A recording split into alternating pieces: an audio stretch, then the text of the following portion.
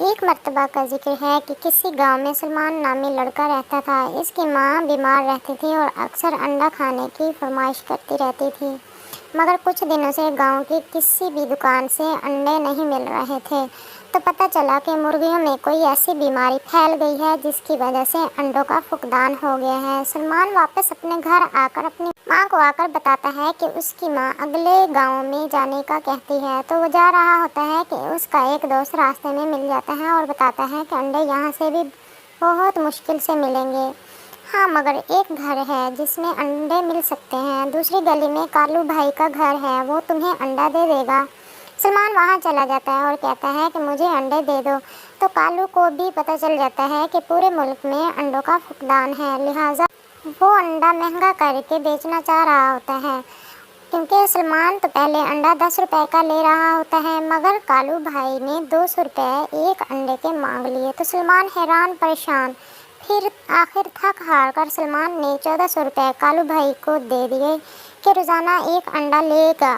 وہ اس طرح 1400 روپے دے کر چلا جاتا ہے اور کالو بھی اسے کہتا ہے کہ ٹھیک ہے، تم روز آ کر انڈے لے جانا۔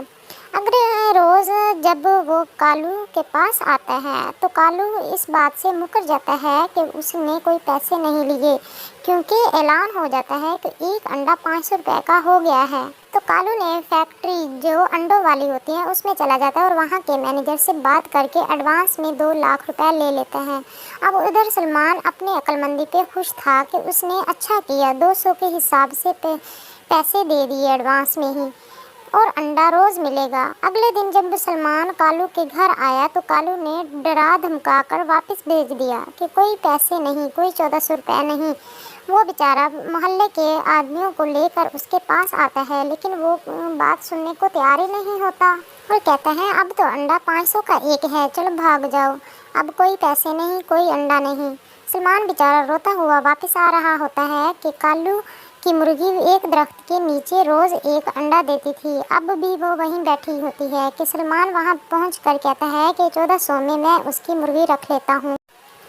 اب سلمان مرغی لے کر آ رہا ہوتا ہے کہ راستے میں مرغی بول پڑتی ہے، مجھے نیچے اتارو، مجھے تم سے کوئی بات کرنی ہے۔ سلمان حیران کہ مرغی بولتی بھی ہے، اس نے جھٹ سے اسے نیچے اتارا اور مرغی بولی، کیا تم بھی کالو کی طرح روز مجھ سے انڈے ہی لیا کرو گے پیسے بنانے کے لیے؟ سلمان بولا، نہیں، میں اپنی ماں کے کھانے اور ان کی دوائی بنانے کے لیے، جس سے بہت سے لوگوں کا علاج ممکن ہوگا۔ مرغی خوش ہو گئی اور کہتی ہے، کالو سے میری جان چھڑوائے، یہ پیسے کالو چوری پجاری ہے۔ دیکھا، اب مرغی ایک سونے والے گھر میں ہی بدل گئی۔ دیکھتے ہی دیکھتے وہ جب سونے والے گھر میں بدل گئی، جو کہ بہت بڑا ہوتا ہے، اسے کہتی ہے، لے لو، جتنے چاہے انڈے لے جا سکتے ہو تم، اور جب چاہو انہیں استعمال کر سکتے ہو۔ یہ کالو کو تو میں صرف ایک انڈا ہی اس لیے دیا کرتی تھی کیونکہ وہ بہت لالچی انسان تھا۔ اب چلو چلتے ہیں، جلدی کرو۔ سلمان نے مرغی کو اٹھایا اور گھر پہنچ گیا۔ اس نے سارا واقعہ اپنی ماں کو بتایا۔ ماں بہت خوش تھی۔ اب مرغی سونے کے گھر کے انڈوں میں بدل گئی اور دونوں ماں بیٹا تو بھر بھر کے ٹوکرے انڈوں سے اکٹھے کر رہے تھے اور اللہ کا شکر ادا کر رہے تھے۔ کہتے ہیں نا کہ لالچ بہت بری بلا ہے۔